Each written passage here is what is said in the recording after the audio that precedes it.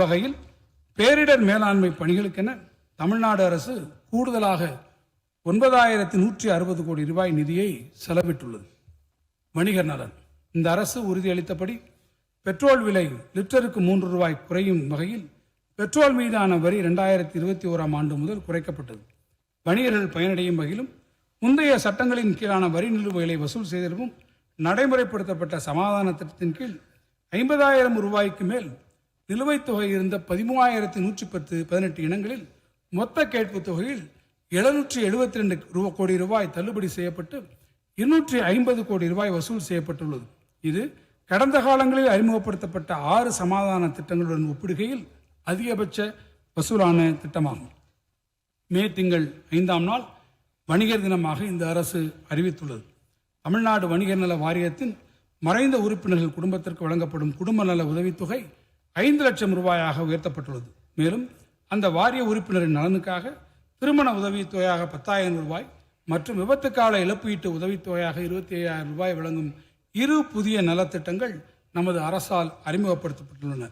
உறுப்பினர்களின் வணிக தளங்களில் ஏற்படும் தீ விபத்திற்கு வழங்கப்பட்டு வரும் இழப்பீட்டு உதவித்தொகை 20,000 ரூபாயாகவும் உயர்த்தப்பட்டு உள்ளது.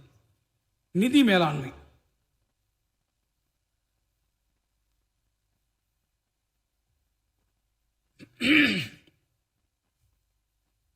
ஒரு மாநிலத்தின் பரவலான வளர்ச்சிக்கு வலுவான கடன் பொருளாதாரம் மிகவும் அவசியமாகும். உரிய நேரத்தில் ஏற்கத்தக்க விகிதத்தில் கிடைத்திடும் கடன் உதவியை கொண்டு மனித வளம் உலகெங்கும் செல்வச் செழிப்பை ஈட்டி தந்திருக்கிறது. தமிழ்நாட்டின் கடன் பொருளாதாரமானது மாநில அரசின் வரவு செலவு திட்ட அளவை போல் ஏறத்தாழ 3 மடங்கு பெரியது என்பதிலிருந்து அதன் அளவு மற்றும் முக்கியத்துவத்தை நாம் அறியலாம். வளர்ச்சிக்கான ஒரு காரணியாக கடன் வசதி செயல்படுவதை உணர்ந்து வரும் நிதியாண்டில் முன்னுரிமை துறை கடன்களுக்காக 11 லட்சம் கோடி ரூபாய் கடன் வழங்க இலக்கு நிர்ணயிக்கப்பட்டுள்ளது. இந்த உயரிய இலக்கினை உறுதியாக எய்திட உரிய நடவடிக்கைகள் எடுக்கப்படும். வெளிப்படைத்தன்மை மற்றும் செயல்திறனில் உறுதி கொண்டுள்ள இந்த அரசு மின்னணு கொள்முதல் இணையதளம், இணையவழி மின்னணு வங்கி உத்தரவாத முறை மற்றும் மின்னணு ஒப்பந்ததாரர் பதிவு உள்ளிட்ட டிஜிட்டல் சீர்திருத்தங்களை நடைமுறைப்படுத்தியுள்ளது. 1/4/2023 முதல் கட்டாயமாக்கப்பட்டுள்ள மின்னணு கொள்முதல் இணையதளத்தின் வாயிலாக இதுவரை 4.13 லட்சம் கொள்முதல் ஒப்பந்த புள்ளிகள் கோரப்பட்டுள்ளன. இத்தகைய முன்முயற்சிகள் பொது ஒப்பந்த புள்ளிகளில் பொறுப்புடைமையை மேம்படுத்துவதோடு ஒப்பந்தங்களை இறுதி செய்வதில் ஏற்படக்கூடிய காலதாமதத்தை குறைத்தும் அவற்றுக்கான நடைமுறைகளை எளிமையாக்கும் பணிகள் நடைபெறுவதை எளிதாக்கியுள்ளன. திறன்மிகு ரொக்கம் மற்றும் கடன் மேலாண்மையில் தான் பொறுப்பான நிதி மேலாண்மை தொடங்குகிறது என்ற உறுதியான கொள்கையின் அடிப்படையில் இந்த அரசு செயல்பட்டு வருகிறது. இந்த அரசு பொறுப்பேற்றவுடன் மாநிலம் முழுவதும் உள்ள வங்கிக் கணக்குகளில் பயன்படுத்தப்படாமல் முடங்கி கிடக்கும் ரொக்க இறப்புகளை கண்டறிய ஒரு சிறப்பு பணிக்குழுவை அமைத்தது. இந்த பணிக்குழு ஏறத்தாழ 10.86 லட்சம் வங்கிக் கணக்குகளை ஆய்வு செய்து 12,078 கோடி ரூபாய் நிதியை செயலற்ற நிதியாக கண்டறிந்தது. அத்தொகை முக்கியமான உள்கட்டமைப்பு மேம்பாட்டு பணிகளுக்காக பயன்படுத்தப்பட்டுள்ளது. இந்த சீர்திருத்த நடவடிக்கையின் தொடர்ச்சியாக நிதி விடுவிப்பு உரிய நேரத்தில் மேற்கொள்ளப்படுவதை உறுதி செய்வதற்கான தொழில்நுட்பம் பயன்படுத்தப்பட்டு வருகிறது. தமிழ்நாடு பொது நிதி கண்காணிப்பு அமைப்பு இறுதி பயனாளி வரை நிதி சென்றடைவதை கண்காணிக்க 32 துறைகளில் உள்ள 101 முக்கிய திட்டங்களில் செயல்படுத்தப்பட்டுள்ளது. இத்தகைய நடவடிக்கைகள் திட்டங்கள் செயல்படுத்தப்படும் வேகத்திற்கேற்ப உரிய நேரத்தில் நிதி விடுவிக்கப்படுவதை ஒருங்கிணைப்பதோடு அரசு திரட்டும் கடனை சரியாக திட்டமிடவும் அதன் மூலம் வட்டி செலவை கணிசமாக குறைத்திடவும் காரணமாக இருந்துள்ளன.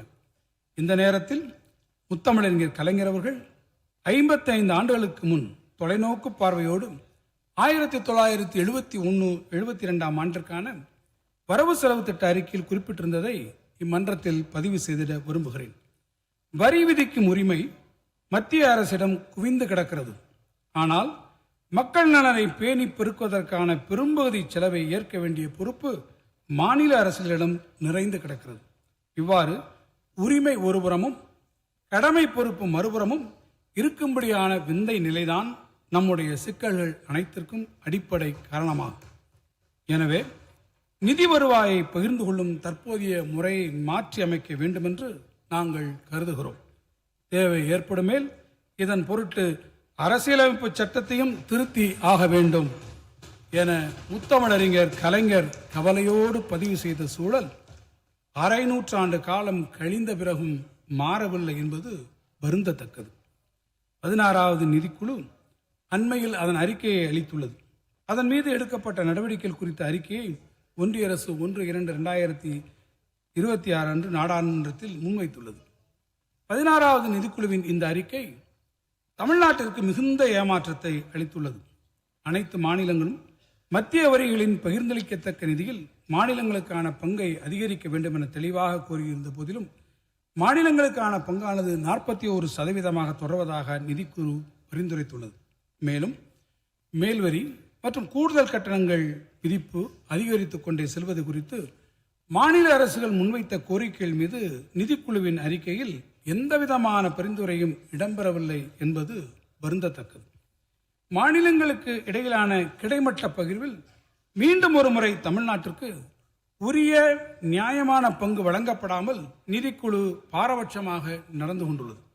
9வது நிதிக்குழு காலத்தில் தமிழ்நாட்டிற்கான பங்கு 7.931% இருந்த நிலையில் தொடர்ந்து வந்த நிதிக்குழுக்கள் அதனை குறைத்து வந்தனர். இந்த பங்கு 4.079% குறைந்ததால் 3.17 லட்சம் கோடி ரூபாய் இழப்பு ஏற்பட்டுள்ளது.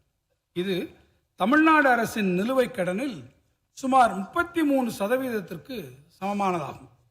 16வது நிதிக்குழு பரிந்துரைகளில் நமது அண்டை மாநிலங்களான கேரளா மற்றும் கர்நாடக மாநிலங்களுக்கு முறையே 23.74 மற்றும் 13.27% அளவில் உயர்வு வழங்கப்பட்டுள்ள நிலையில் தமிழ்நாட்டிற்கு வெறும் 0.44% என்ற மிக சிறிய உயர்வே வழங்கப்பட்டுள்ளது. இது ஒப்பிடத்தக்க மாநிலங்களுள் மிகவும் குறைவானதாகும். நாம் பெருந்தன்மையை எதிர்பார்க்கவில்லை, சமநிலையினை உறுதி செய்யும் நியாயத்தை மட்டுமே கோரியிருந்தோம் என்பதை நான் மீண்டும் இங்கே வலியுறுத்த விரும்புகிறேன். 16வது நிதிக்குழுவும் அந்த வகையில் தனது கடமையில் இருந்து தவறியுள்ளது. சட்டமன்ற பேரவை தலைவர் அவர்களே, இதுவரை இந்த அரசின் முக்கிய திட்டங்களை எடுத்துரைத்துள்ள நான் தற்போது மாநிலத்தின் ஒட்டுமொத்த நிதி நிலைமையை விளக்க விழைகிறேன். ஒரு கூட்டாட்சி அரசியலமைப்பில் ஒன்றிய அரசு மாநில அரசுகளை நியாயமற்ற முறையில் நடத்திய பல நிகழ்வுகள் கடந்த காலங்களில் கண்டுள்ளோம். எனினும் இந்த அரசு எதிர்கொண்டு வரும் சவால்கள் முன் எப்போதும் தமிழ்நாடு சந்தித்திராத ஒன்று என்று நான் உறுதியாக கூறுவேன்.